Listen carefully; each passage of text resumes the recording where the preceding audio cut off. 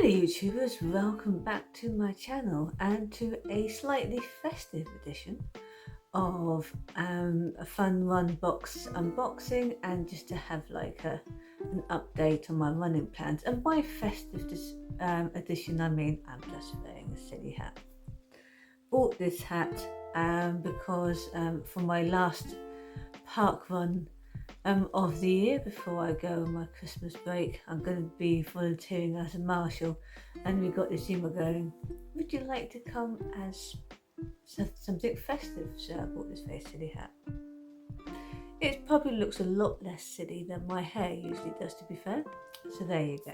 It's also very, very warm, and I bought 3 when I thought I was only going to be buying 1, so maybe there'll be some very lucky people in Parkrun in a couple of days. So December FunRunBox. So for those of you who don't know what this is, it is obviously a subscription box for runners. Been having this for a couple of, I don't know, maybe a good 4 or 5 months now. It is a subscription box from the States.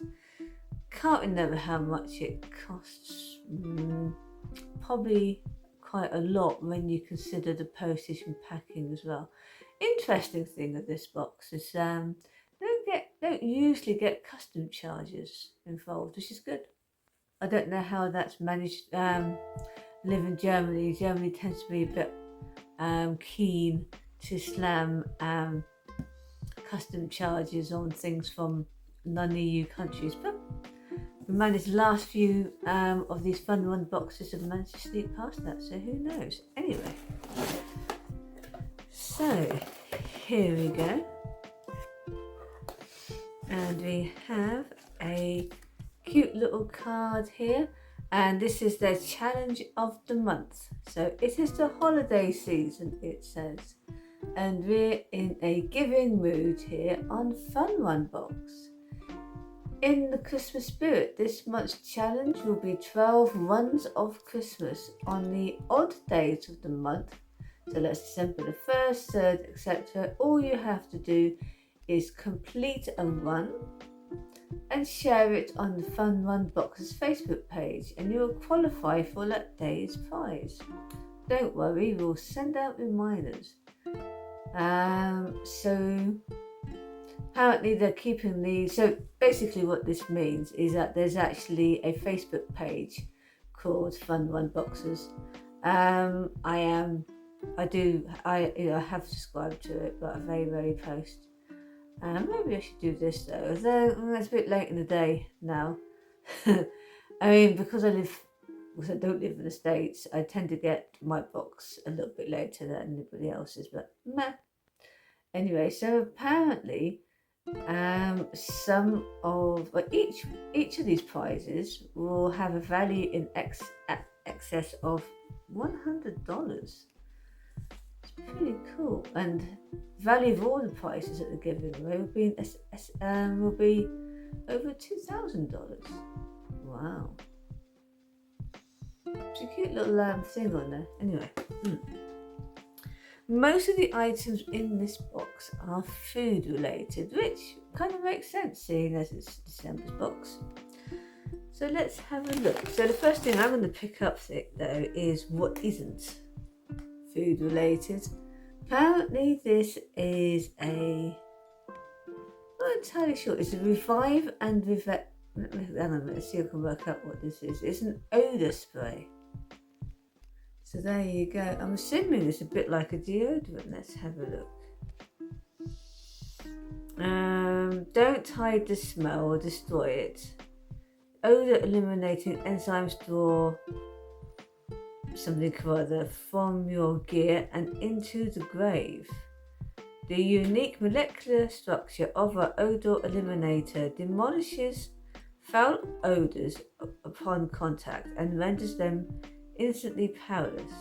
Whether you've just done training or tossing your crusty gear into the car after a ride, we've got you covered. Okay, so basically you spray this stuff on smelly clothing, boots, sneakers, that kind of thing, and it eliminates the smell.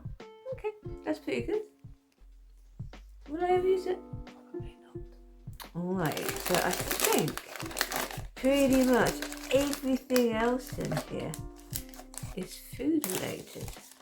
Not going to complain. So we have these two things together, obviously from the same brand, called Kibo. One is lentil chips and it's called Spicy Ranch, and the other one is chickpea chips, Himalayan salt. 6 grams of protein in each of these. It's 110 calories, so nice healthy little snack. Might try one of those in a minute. I'll see at the end of this unboxing. We also have these, which I think are little granola bites, apple and cinnamon granola bites here.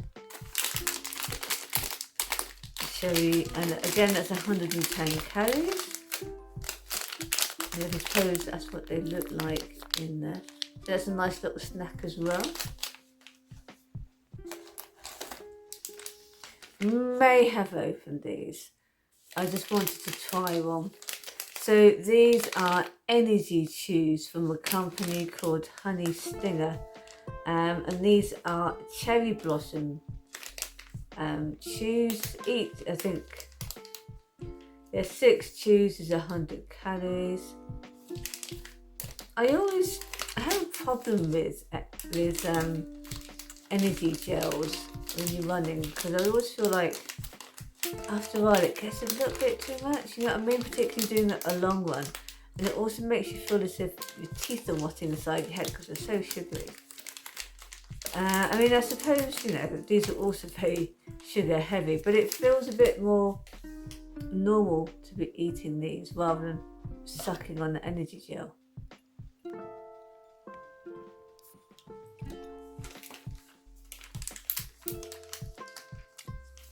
Also, it happens to taste very nice. It's one of the better energy chews I've had. I've tried a few, some have been good, some of them a bit bleh. But that's a pretty good one actually. Found something else that's not food related. They have given us these before.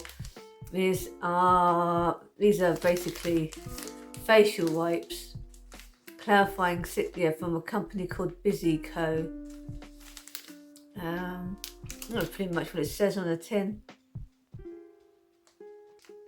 Apparently there's something here that minimises the appearance of pores to visibly improve skin tone and texture, and it does other stuff as well. But anyway, in reality, it's facial wipes. Interesting, useful for runners, useful for pretty much anybody really.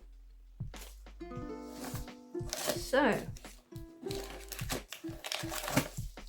we have the obligatory hydrate powder.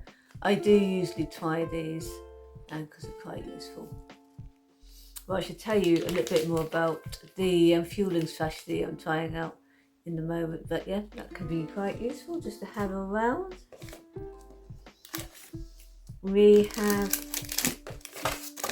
a couple of energy gels. As I say, I do have issues with energy gels. They feel very artificial, and I'm not very, and also very sweet as well. One is a Honey Stinger one, which is the same company as the one that did the energy chews. This is one of a caffeinated gel. Never tried the caffeinated gel. This is a strawberry kiwi flavoured one. 32 grams of caffeine. It's also made with organic honey. I'm guessing the chews are as well. Portable fuel, made of organic honey and natural fruit flavours for a quick burst of energy on the go.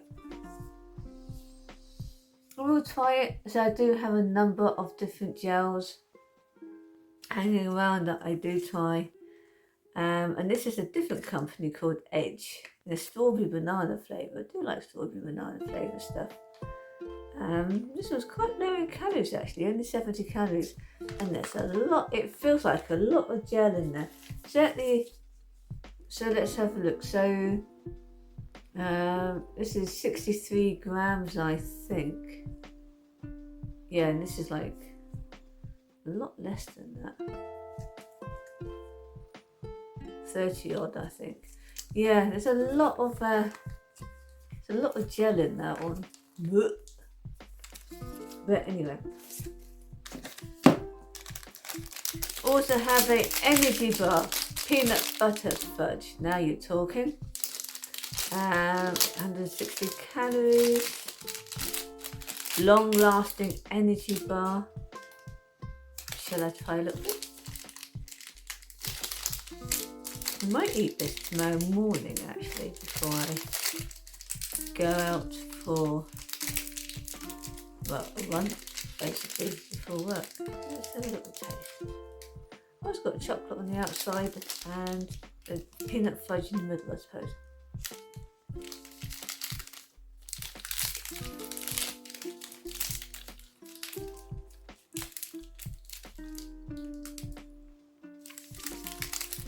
Not bad.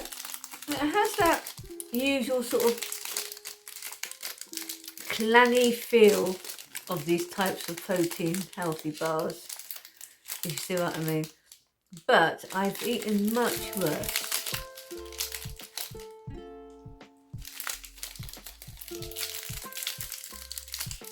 And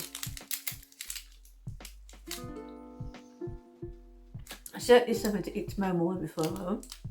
Because quite often I do an early morning run. And do it before eating anything. Apparently it's not a very good idea. But if I eat that, I won't be eating on an empty stomach, which would be a much better idea. And the last two things I want to show you are these. These are energy waffles. So one of them is from the Honey Stinger company again. This is a chocolate one. And the other one is from something called Slopeside Syrup. Athletic, all natural athletic fuel. It's a maple waffle. You've got chocolate and you've got maple. Shall I try one? I'll try opening one. I don't want to eat it all because, you know, but go to bed. But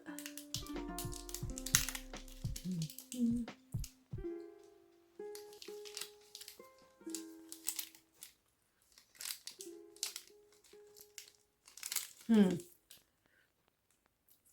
that's really quite sweet, but again, not bad. I guess this is very American. We don't really have this sort of thing over here.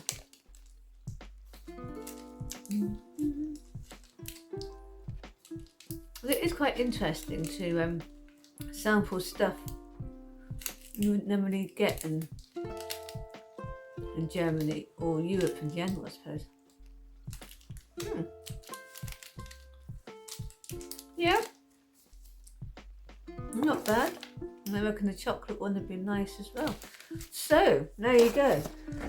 So as I say, pretty much, almost an entire box full of treats this month.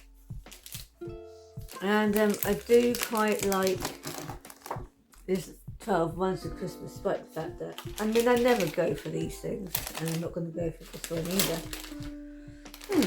I did say I was going to try one of these, didn't I? Shall I have the lentil chips? I think if I open these, I will eat them.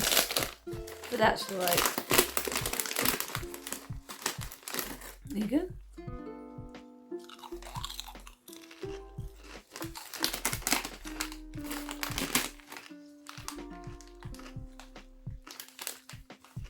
That's very spicy.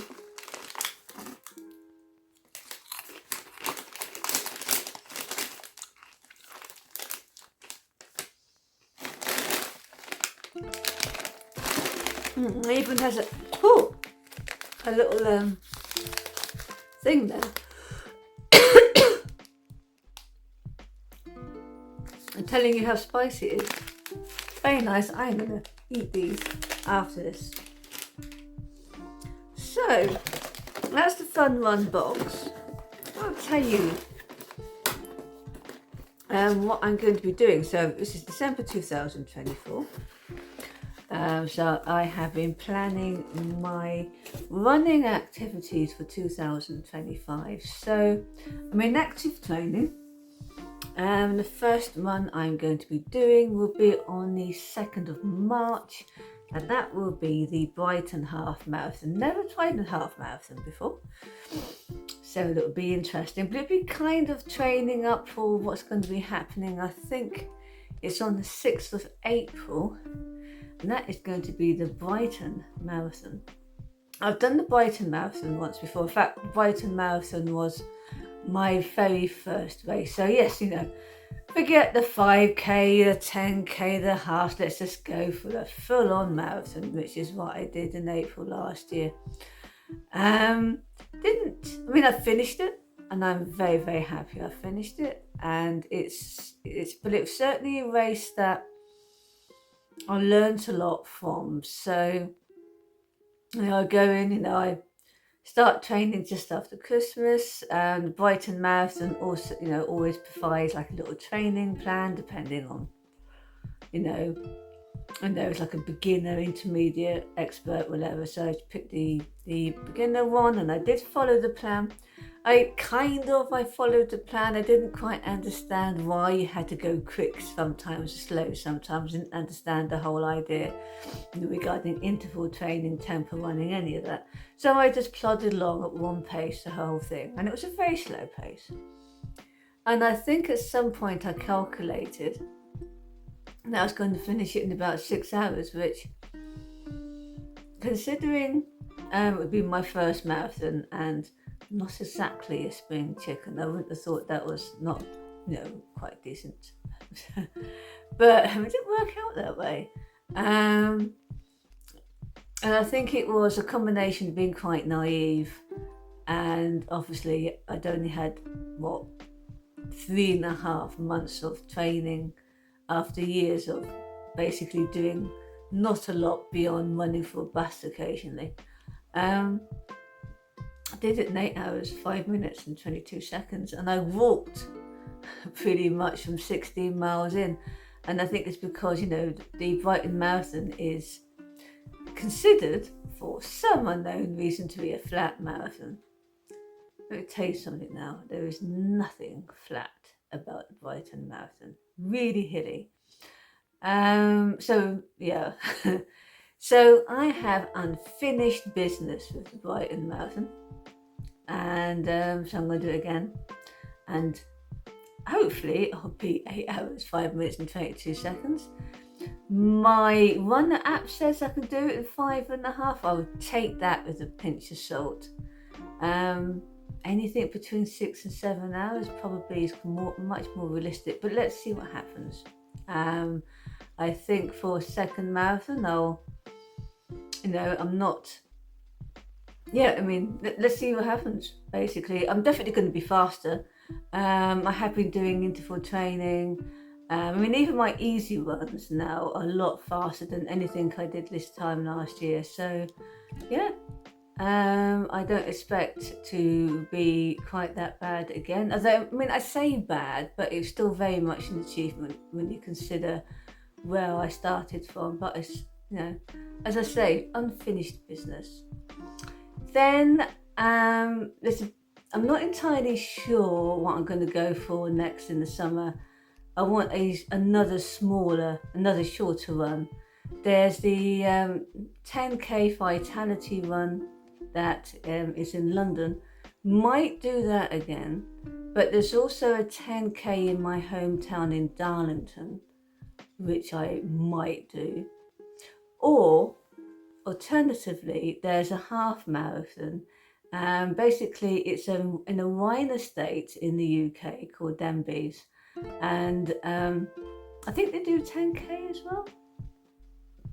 But I think it's like 10k up to a marathon and up to a half marathon, and it's very much a fun run. Basically, what happens is that every station you don't get things like energy gels and water, you actually get wine and cheese, which sounds fabulous. And there's some kind of like pulled pork thing at the end as well for you and your friends that have come to cheer you on. So they're one of those, not all three of them. I think this year at least, I think the Vitality Run and the wine and cheese run were on the same day. But let's see what happens there. Most exciting thing on the calendar for next year though, and I can't quite believe that happened. So I'm going to be running a major. So I'm going to be running the Berlin Marathon, which is amazing. So I'm going to be running 2 marathons next year. Now, of course, the Berlin Marathon does have a bit of a cut-off of, I think, 6 hours and 15 minutes, I think you've got to finish by, otherwise you don't finish effectively. That doesn't feel like too much of a issue, to be honest. I am expecting to do, between 6 and 7 for the Brighton Marathon, and then of course there'll be a little bit more improvement going on, so it doesn't feel an unachievable thing to do. Also, of course, the Berlin Marathon, unlike Brighton, really is a flat marathon. So it's one of the Abbott majors. It might be the only major I take part in because they're actually really, really difficult to get in, and I'm absolutely amazed that I got on first shot. I've tried getting into the London Marathon so many times, and it's just like, I think it's like 4% chance of ever getting into the lottery. And there is no way I'd ever do a charity one because, I usually try to raise money for charities. For the Brighton Marathon, I'm going to be trying to raise some funds for the Multiple Sclerosis Society. I'm going to put links down below because, the long and the short of it is that my better half was diagnosed with multiple sclerosis this year. So obviously it's something that's very important. Will I be running for charity in the Berlin Marathon? I'm going to think that's probably one just for me because it's such an important race, because it's an Abbott major.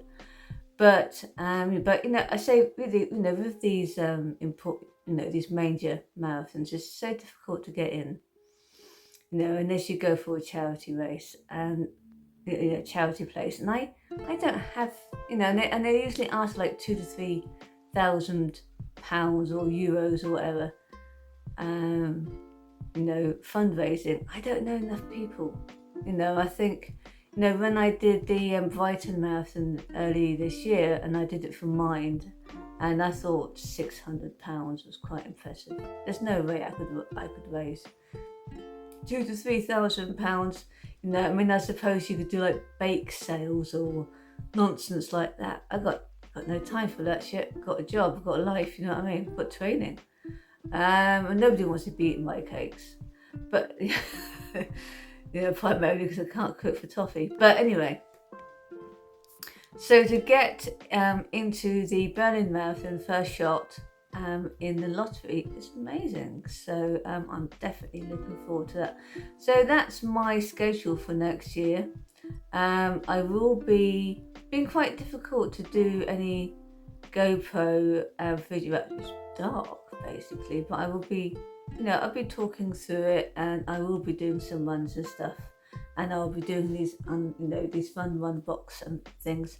And the only other thing is that, there was this controversy a little while ago, wasn't there, about this twatty influencer who was thrown out of some, I think it was like New York Marathon or something. No, maybe not. But it was a marathon because he had some person filming him on a bike or something in the middle of a race. Kind of puts influencers in a bit of a bad light. Now, I should point out that I do not consider myself an influencer in any shape or form. I'm just somebody who has a YouTube channel because why not?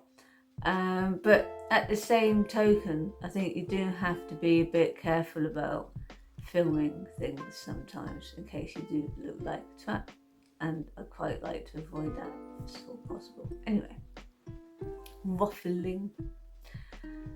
Hope you enjoyed this video. Let me know what if you've got your year planned out for next year already. Please let me know what what races you're going to be. Are you, any of you out there, going to be running the Brighton Marathon or the Berlin Marathon? Anybody got any tips for half marathons? I've never run half marathon. No, I haven't run half marathon. So that is my next race. So that could be fun. The other thing is, when you're running a race, it's one thing, I suppose, to be filming yourself doing a bit of an easy run. But if you're in the middle of a race, how do you do that? Because you're obviously running to make sure that you get a decent time so you can finish the bloody thing before you get chucked off the course. So how do you do that? Answers to on the postcard too. Anyway, this is probably my last video in 2024. This is making me feel really hot. So I will say Merry Christmas or Happy Holidays. I hope that whatever it is that you're doing in the next 2 weeks, you're going to have lots of fun. And I will see you all in 2025. Bye for now.